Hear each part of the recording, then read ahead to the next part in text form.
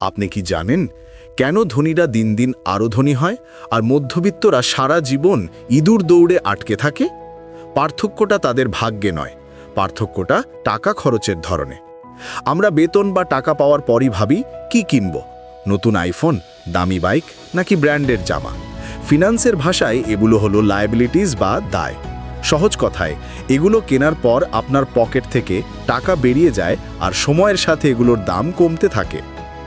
অন্যদিকে ধনীরা টাকা পাওয়ার পর প্রথমে খোঁজে অ্যাসেটস বা সম্পদ, অর্থাৎ তারা এমন জায়গায় টাকা খাটায় যা তাদের পকেটে উল্টো টাকা ঢুকিয়ে দেয়।